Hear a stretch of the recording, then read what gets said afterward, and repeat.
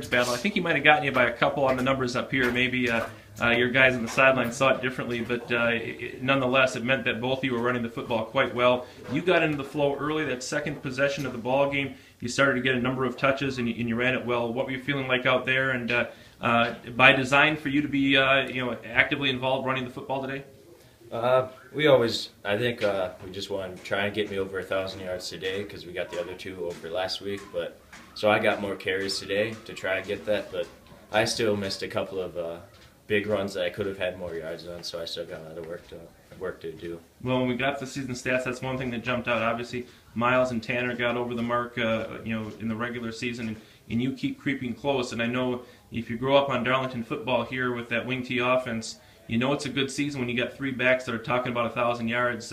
Is that a big deal to you? And what would it mean to get to the 1,000 yard mark with those other guys? I think it would be a big deal because it's only been done a handful of times in the entire state, and it'd mean a lot to our line just to give them a lot of pride. So I want to do it for them too. Well, you mentioned that offensive line. They did a lot of the dirty work today. Again, getting a good push against Melrose-Mindoro. How big were the holes? And is those first couple drives? The first one was relatively quick compared to the next two scoring drives, but before the clock started to run after 35 points, you were keeping it running with that ball control offense. Oh yeah, the line did a great job today, and they're opening up some big holes. Like I said, I still missed a couple of them, so I could have had more big runs, but the line just keeps on chugging away and doing a great job. Us backs, we just got to hit them hard, make a couple of guys miss it, and we can go a long way. And obviously a number of you that have to focus on both sides of the football, and this was an offensive and defensive textbook performance by Darlington again today. What area of the win today were you most pleased with, Jason? Oh, I thought our defense was awesome. Like you said earlier, we only gave up 6 yards in the first half. That's crazy.